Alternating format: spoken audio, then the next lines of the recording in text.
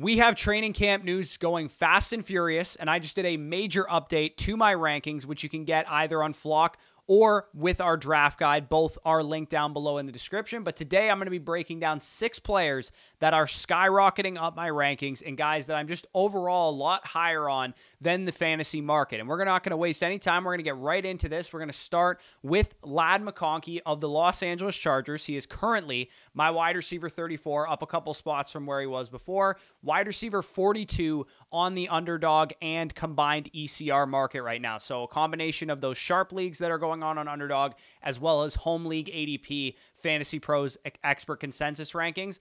With Ladd McConkey, we talked ad nauseum about how great his film was as a prospect, but I think perhaps the most sticky and relevant stat that encapsulates his fit in this offense is first downs per route run. And for those of you guys that don't know, Ryan Heath, the guest that I had on about a week and a half ago, has broken down how fantasy relevant and fantasy predictive the first downs per route run metric has been. The best 3 wide receivers in this receiver class were Marvin Harrison Jr., Malik Nabers, and Ladd McConkey. He was right up there with those guys, and guess what he's going to be asked to do for the Los Angeles Chargers? Replace Keenan Allen. Be the guy that moves the chains in the offense and has this offense staying on schedule. And Keenan Allen, by the way, at 32 years old last year, was the wide receiver 3 in points per game. So Ladd McConkey is stepping into a very, very fantasy relevant role, getting reps with the first team right from jump. All the way back in OTAs, we heard reports in the beginning of May that he was already running with the first team. That checks one box. He's been running with the first team the last couple days of training camp.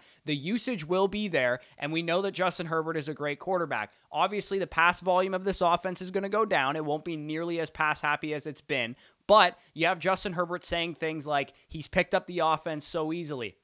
He's impressed with how much work he's putting in. There's tons of great buzz coming out from Chargers camp about Ladd McConkey. All of the beat reporters seem in sync that he's running with the first team more than any other receiver. Joshua Palmer, DJ Chark, Quentin Johnston. He is the guy, him and Palmer mainly, are the guys leading the clubhouse in terms of pecking order. The writing will be on the wall if this guy has a monster breakout season this year. I'm taking the higher on his 725.5 receiving yards right now. And as I go through this video, I'm going to be highlighting a couple of Underdog Fantasy's NFL season-long pick'ems. And of course, you can tail me by hitting the link in the description down below. And as I mentioned at the top, to get our rankings for free, you can get our draft guide by signing up on Underdog Fantasy using just a $10 deposit and the promo code FSE. So next guy we're going to talk about here, Jackson Smith-Njigba, wide receiver 38 in my rankings, wide receiver 45 on the consensus market right now. The camp buzz has been very strong for him as well. JSN in this new offense, he will not be used like Rondale Moore like he was last year. Ryan Grubb, coming from the Washington Huskies,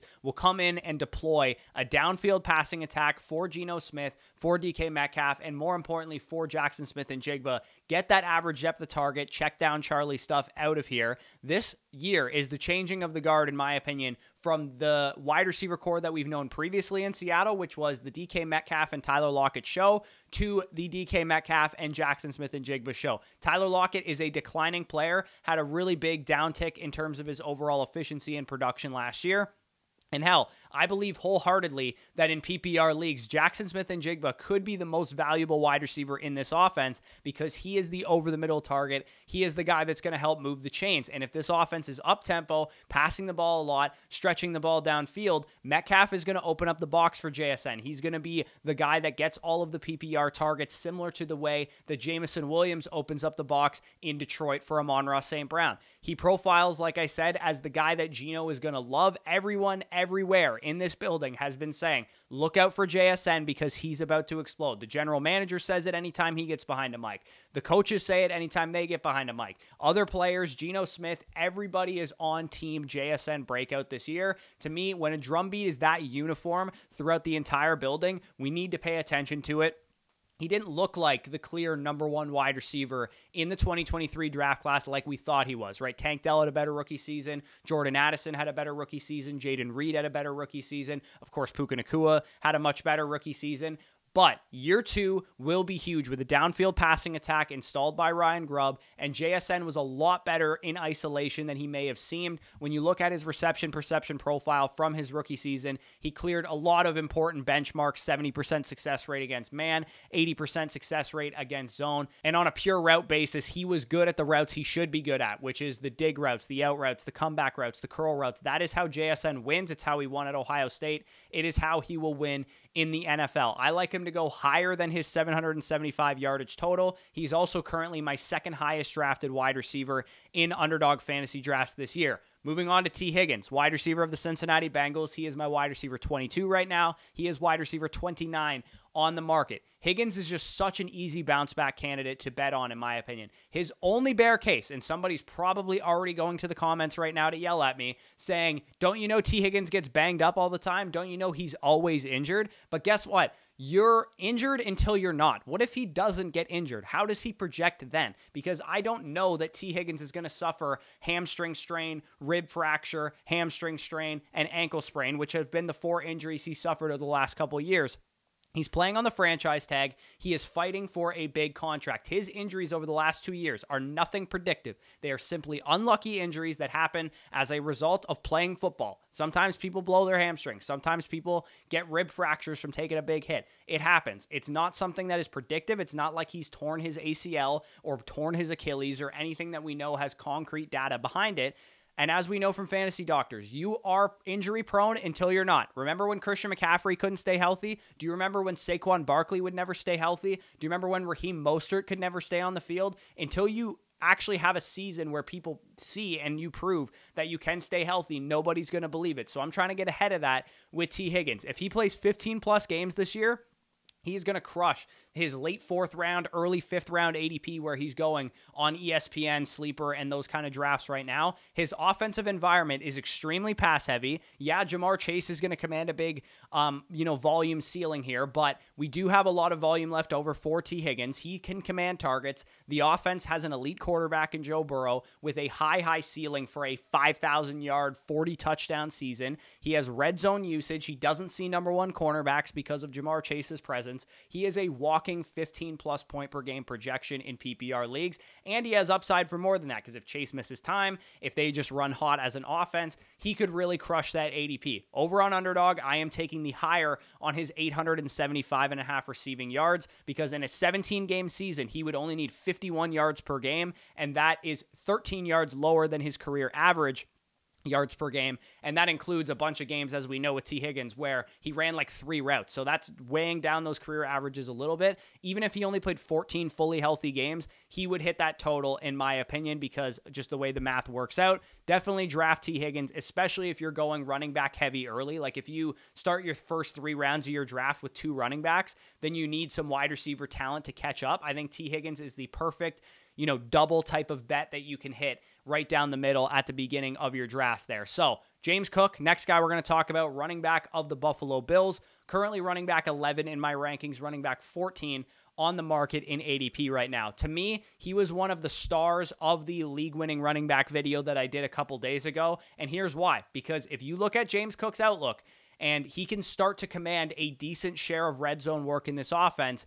that's it. That's all he's missing from his profile. Because with James Cook, you look at a guy who's been an efficient third-year running back who's very young, still has no injury issues to speak of, really. He plays in a great offense behind a good offensive line, and more importantly, he has 80-plus target upside in an offense that is now desperate for pass catchers to emerge and establish themselves because with no Stephon Diggs, with no Gabriel Davis, their leading receivers over the last couple of years, it's going to become who can produce at wide receiver, who can produce at running back and at tight end. And to me, I think James Cook represents one of the best bets that if you still think Buffalo's going to be as good as they've always been because Josh Allen's that dude, then James Cook is going to crush his ADP. Because last year, when Joe Brady took over as the offensive coordinator, he averaged 16.4 PPR points per game from that point forward, and he had 4 targets per game. He was heavily involved, more so in the red zone than he usually is. I was literally in attendance for the Buffalo and Dallas game when James Cook absolutely ran over the Dallas defense. He is taking next steps as a player. He's still a young dude. He's still getting better. To me, he is an easy smash pick in the middle of the RB dead zone right now because this dude does not profile as a dead zone running back. Dead zone running backs are guys that are subpar talents in bad offenses who are just projected volume. He is none of the following. He's in a great offense. He projects for the volume, and we know he's a talented and efficient player. Right now, getting him at 44 overall in his multi-site ADP between Sleeper, Underdog, ESPN, all those sites is absolutely a steal. And again, that is another one of the features of our draft guide. The camp buzz has been very positive for James Cook. Offensive coordinator Joe Brady is not concerned about his ability to command a big workload. And I quote, he's stronger, he's more put together, he looks up for this, were his exact words, basically, that Joe Brady said. So for me, I'm taking the higher on his 4.5 rushing touchdowns, and I'm drafting him a lot of the time as an anchor running back for me. I love starting my draft with 3 wide receivers or 2 wide receivers, getting James Cook as my RB1 or RB2 there in round 4, sometimes even into round 5, especially on Underdog. So Rhamondre Stevenson, another guy that I'm very excited about this year. Running back 16 right now in my rankings, running back 20 on the market. He's like fantasy football broccoli. I get it. You look at Rhamondre Stevenson and you're like, yeah, he's probably going to get volume, but the team's projected for like 4 wins. It's probably going to be a bad offense. His offensive line's got a lot of moving pieces on it right now. Plus, how good is this guy really? How good is Rhamondre Stevenson? Is Antonio Gibson going to eat into his workload? I get all those concerns. But guess what? He's going in the 7th round. You don't have to draft this guy in round 3 like you did last year, by the way, and he doesn't really project all that differently. What if Jacoby Brissett looks as good as he did with the Cleveland Browns a couple of years ago? During that stretch, Nick Chubb, his starting running back, was RB5 in fantasy. He averaged 19 points per game. And I get it. He's way better than Rhamondre Stevenson, but it just points to the fact that Brissett was moving the offense, helping the offense score points. What if Brissett plays well at the beginning of the season? Or what if Drake May, when he comes in, is just everything we thought he was as a prospect, which is we thought he was the next Justin Herbert, the next Trevor Lawrence, or at least I did when I scouted him. What if he takes this offense to the next level? Right now, you're getting Rhamondre Stevenson on the basis that the Patriots will be the worst offense in the league, and maybe they will be. But if they're not, Rhamondre Stevenson has a chance to really, really return on his fantasy value. He goes from fantasy football broccoli to fantasy football broccoli with shake and bake and melted cheese on it. And if you haven't tried that, trust me, it's unreal. He projects no differently, really, than he did last year. Like I said, we were taking him in round 3 last year with Mac Jones as his starting quarterback and no real inclination that that offense had any pass-catching weapons to get better. This year, they've invested in wide receiver. They've invested in the quarterback position, in the offensive line. I think this offense will be a lot better than people think, especially knowing that Rhamondre Stevenson wasn't really healthy last year, too. He looked a lot better in 2022. Looked like he could be the guy, carry the workload, and he has a lot more touchdown upside if this offense takes a step forward. He scored 6 touchdowns in 2022 when he was a league winner last healthy. I love the Patriots to surprise people this year, and if that happens, give me Rhamondre Stevenson to go more than 4.5 touchdowns on the ground. And the final guy before we get out of here in this video is George Kittle, tight end 5 right now in my rankings, tight end 7, tight end 8 on the market. Now, I love Kyle Pitts to break out this year. I love Dalton Kincaid to break out this year. I love Brock Bowers. I think Evan Ingram is a safe option. All of those guys should not be going ahead of George Kittle, though, because George Kittle has been unbelievably consistent over the years. Not necessarily week to week. We know that about George Kittle, but over the years, he's been unbelievably a consistent, dominant tight end in the NFL. They are not as talented, all the guys that I just mentioned, as George Kittle. He is one of the best tight ends in the league, and he plays for the best offense in the NFL, and he has been a top 6 tight end every year since 2018. He is a dude that has been a top 4 tight end 5 of the last 6 years in points per game. He is a slam dunk to have big weeks, to score touchdowns, and make you feel so good that you invested in this offense because it makes your Sundays better. Watching players on the San Francisco 49ers, it feels like every single target that they get is going for 6 points. It feels like every single target that they get is a 20-yard gain, especially when you're as talented as Kittle, Debo, Ayuk, and McCaffrey are. That's how well they complement each other as a full-status offense, and Purdy just has to sit back there and distribute the football. So, yeah, I get it, getting caught up in the semantics of George Kittle saying, well, he's not going to get that many targets. He's not going to be, a 140-target tight end like some Kyle Pitts or Dalton Kincaid could be this year. I'm telling you right now, it is much better to bet on proven, solidified talents like George Kittle than it is to project guys forward. And again, I feel great about those guys, but not as good as I feel about George Kittle. Again, Getting tied up with semantics is not going to help. Just bet on the elite player, bet on the elite offense. 5.5 receiving touchdowns is his higher or lower right now. To me, it is a very, very easy higher. He has hit this total in 3 straight years, and that's despite never playing 17 games, as well as the fact that he didn't have really anybody go down with injury. Like Debo stayed healthy, Ayuk stayed healthy, McCaffrey stayed healthy. If anything runs hot for him, let's say Ayuk misses some time, Debo misses some time, whatever, Kittle has a higher ceiling than you might think.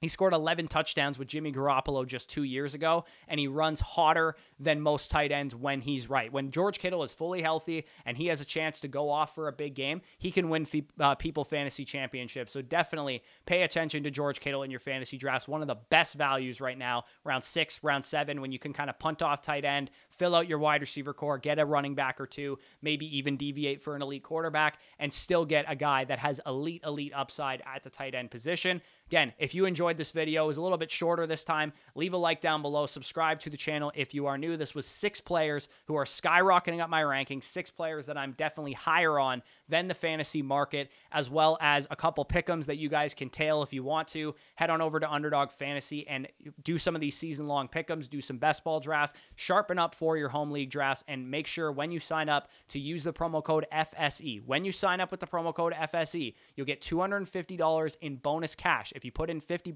you'll get $100 on the site to play with, up to $250. You get a special bonus pick'em, which you guys can see on the screen right now, as well as our draft guides, Dynasty, Rookie, Dynasty film breakdowns for free, as well as our redraft rankings manifesto, which has all of the stuff I reference. Fantasy football news blurbs that are up to date by team, as well as our fantasy rankings, as well as our risk ratings, our contextualized game logs. Everything you'll need to dominate your buffoon league mates is in our redraft guide, and you get it for free by signing up with just $10 on Underdog Fantasy using our promo code. And if you already have an Underdog account or you cannot play Underdog where you live, you can also get our redraft guide on flockfantasy.com. Promo code FSE for 30% off and a 7-day free trial over there. So if either of those things interest you, they will be linked down below in the description or in the pinned comment. But with that being said, peace out, and we'll talk to you soon.